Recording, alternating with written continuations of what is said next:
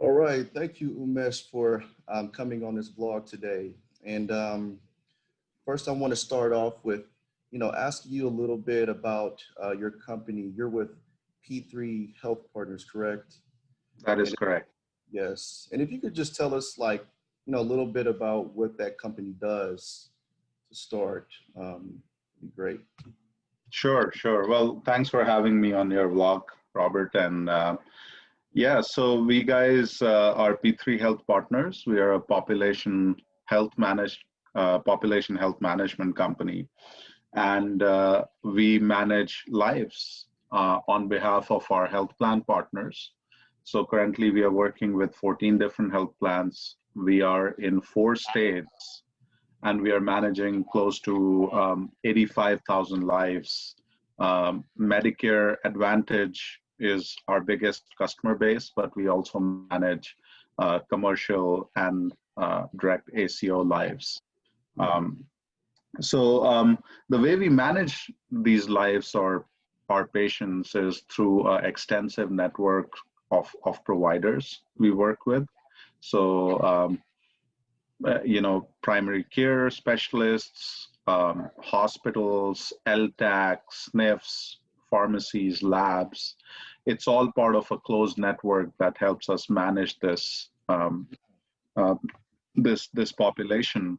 And the way we manage it is extensively through a lot of data, risk stratification, um, our very our secret sauce, which is our care model, and a lot of strong technology-enabled business process through which we manage these lives. And we're a startup. We've not been around for too long, but we've been growing pretty Yeah, fast. I So see. yeah, we've been in the market we've been in existence, especially for the managed care business for not even 3 years. It'll be 3 years end of this year, but we've seen a very quick growth in last 3 years, and that's what we expect in the coming years as well. Wow.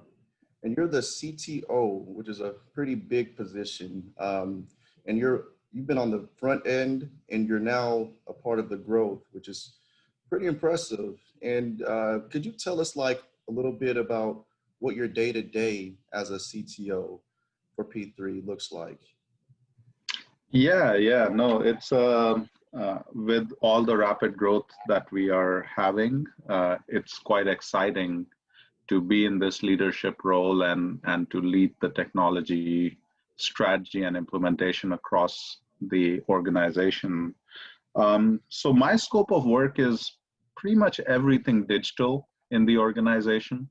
So I primarily have three sort of functions within my organization. There's the information services, which includes cloud computing and infrastructure, both cloud and on-prem. I've got cybersecurity, so all of our high trust certifications, penetration testings, and SOC 2s and stuff like that falls under that.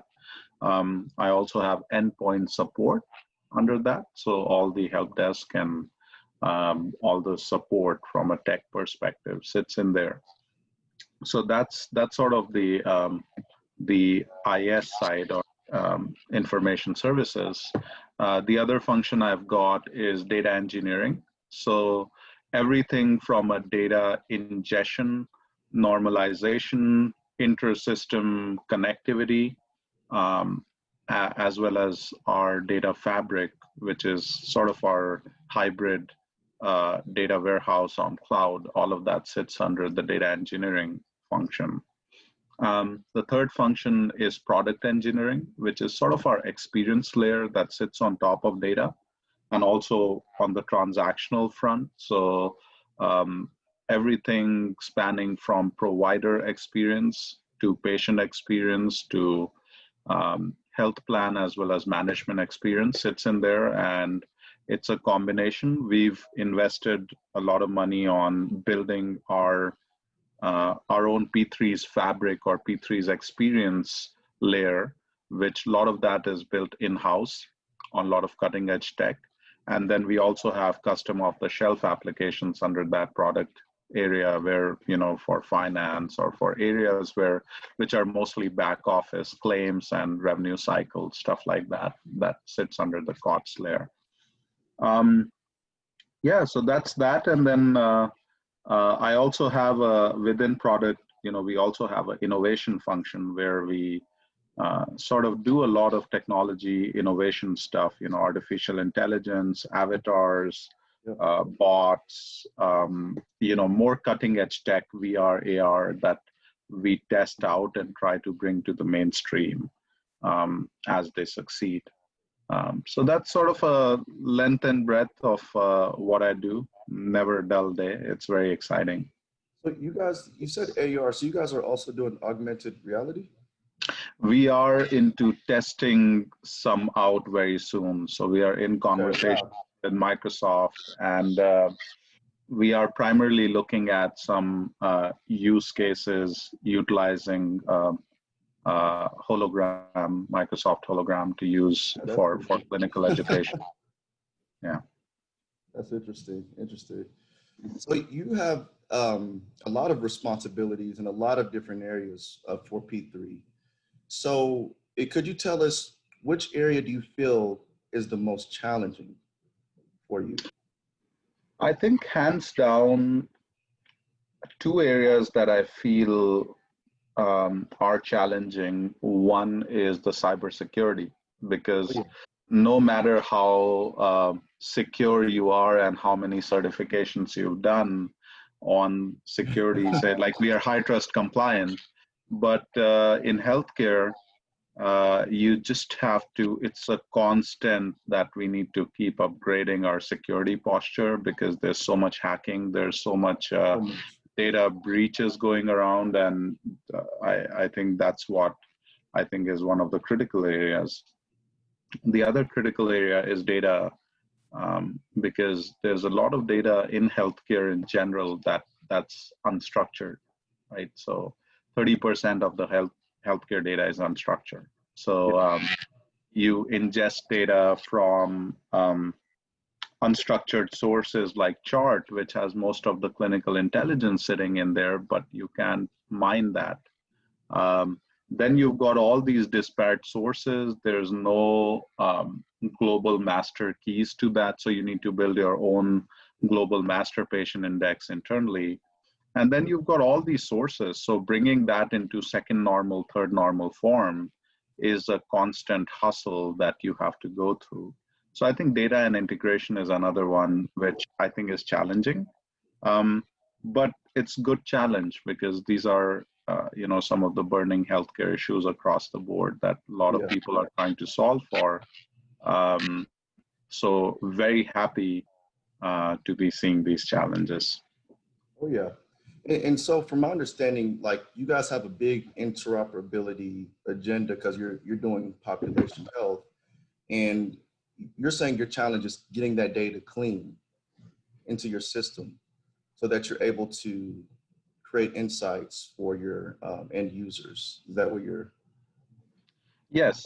I mean, part of that is cleanliness. Part of that is just leading with just ingesting. There's a lot of data lag coming from various different entities, right? So say for Robert, I have data. If Robert went to a hospital to have a procedure done, from where he went to a pharmacy to get the drugs, post-discharge, there was a nurse who went to his home to do a post-discharge care visit. From here, where he went back to his PCP to make sure that he gets back into his normal care cycle. Within 2 weeks, Robert has now been to like 6, 7 facilities, right? Now, all these 6, 7 facilities might even spell Robert a different way, right? So leave aside patient ID, there might be 1 0 less in Robert's member ID, and there might be 2 E's more in the Robert, and which means that throws me off, because as a population health management company, I need to get Robert's data from all those 7 places and concatenate or normalize it, and then bring it into a third normal form where I can see a longitudinal view of Robert, right? So So there's a lot of like interoperability challenges more than the actual validation and cleansing. We've solved the validation cleansing problem um, to some extent by implementing cloud-based integration suite. We use Talend on cloud, the big data version of Talend, in order to do as our data integration layer. And we've solved a lot of those problems, but just having disparate data coming for Robert from all those 7 sources at different times is a challenge, which Man. is a constant. And that's something that's, I don't even know how you would manage that, because it's coming from so many different points. I mean, the only thing that I could even think where you could have like a solid foundation of truth as it relates to that person is what, like a social security number or something like that. I don't know. Is that, how come they don't use that? Well, there's something called what you call a global master patient index, which you implement, especially when you're getting data from multiple different sources. So you build something, you build a fuzzy logic in your system where you not just go through one check, you go through member ID, health plan ID, social, first name, last name, address, mother's maiden name. So there's multiple level of checks that gives you a probability of how accurate the data is. Oh, And okay. anything that is greater than 95% accuracy is what we consider as golden record. So Right, if right. I receive data about Robert from 7 different areas, and all 7 of them spelled him differently, and the member ID was different, then our probability score is low, and that's when it goes into the error queues for fixing that data. It goes into, so you build the audit balance control, you build error logging, you build change data capture at the point of ingestion, and that's where this data lands.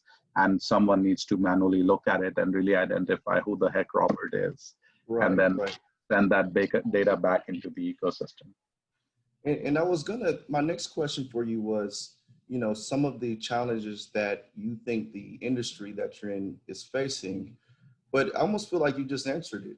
I mean, I can't imagine any other population health provider that's not going through the same exact problem that you just mentioned.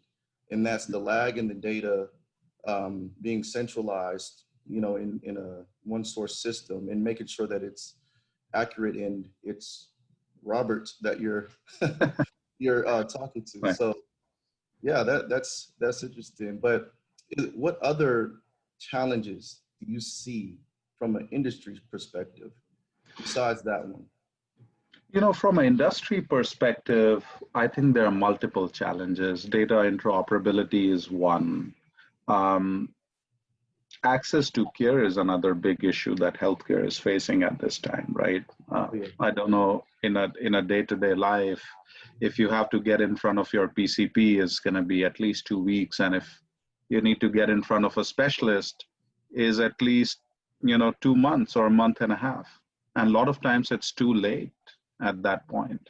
How can you transform healthcare to be more of click of a button like Amazon, where you click it and you're in front of a provider talking to the right provider and getting your questions answered? So access to care is another big issue that I personally feel you can solve with technology and Yep. with the right business processes.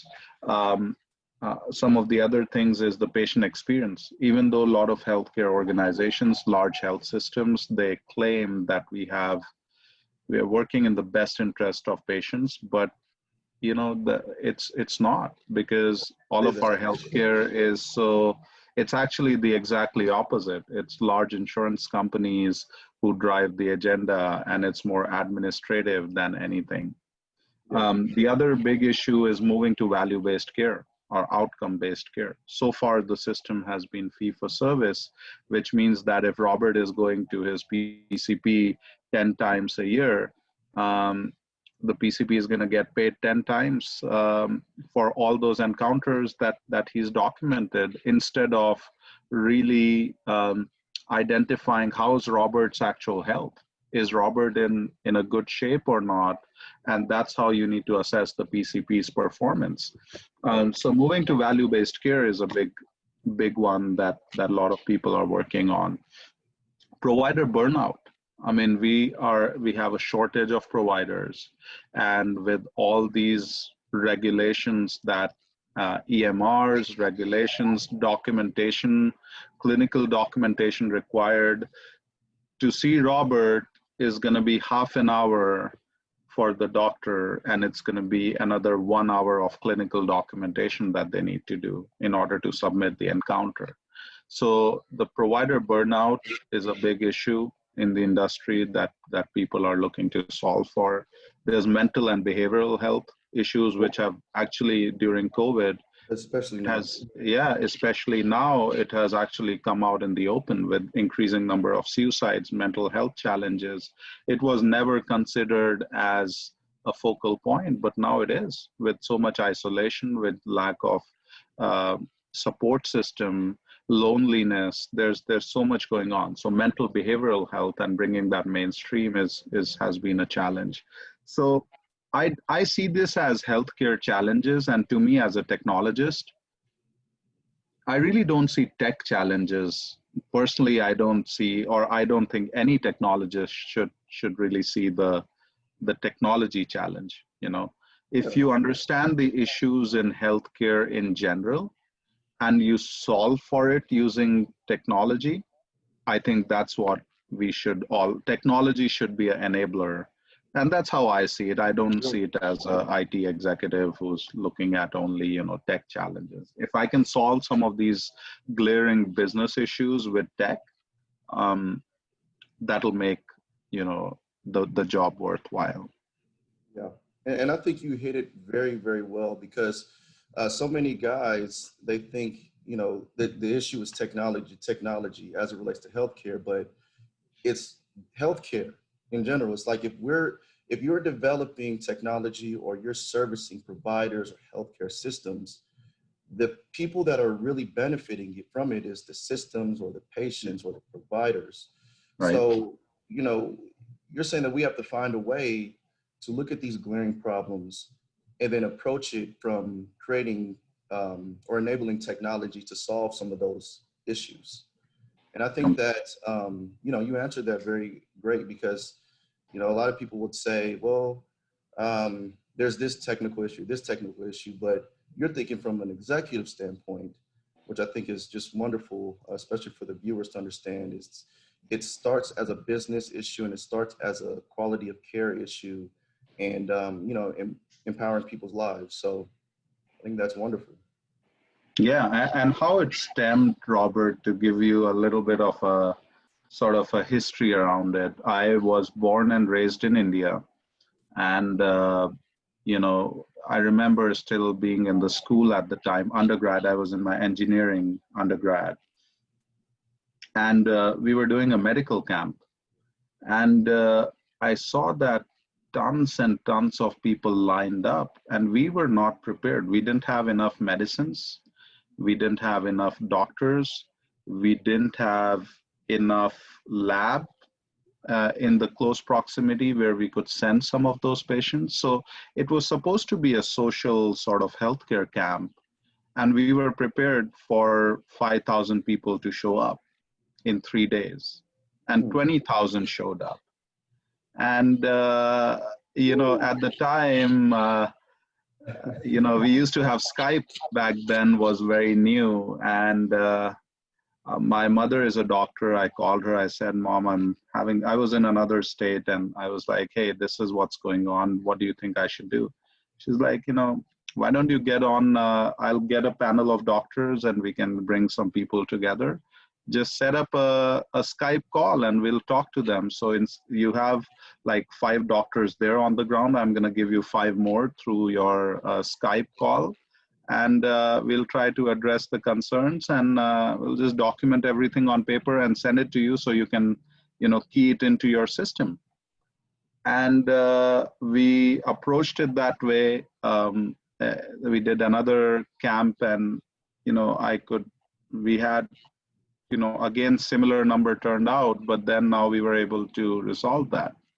So that was my aha moment to say, hey, you know, it was not a secure telehealth. We didn't have an EMR, but at least you could use a very basic technology like video conferencing to get the patients in front of the doctors who are in need. And to me, that was an aha moment. And I was like, technology can do everything. And then this was back during my undergrad days. And then somehow I landed in healthcare. And I've been doing this from, 13 years now. And yeah, it's very exciting.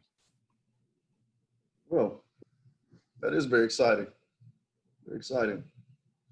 Oh, Mesh, is there anything else that you would want the viewers to know?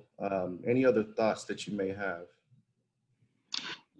I would tell the viewers, and I think your agenda is very good, Robert, with your vlog, is to get the word out to people who are either entrepreneurs or aspirational leaders who want to get into the leadership role.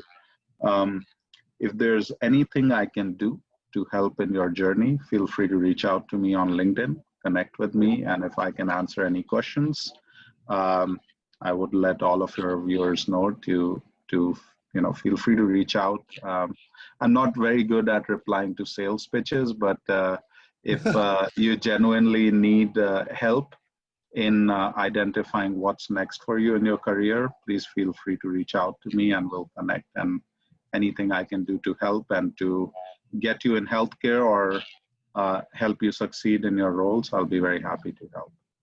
Thank you. I appreciate that. And I'm sure the viewers will appreciate that as well. It's a pleasure.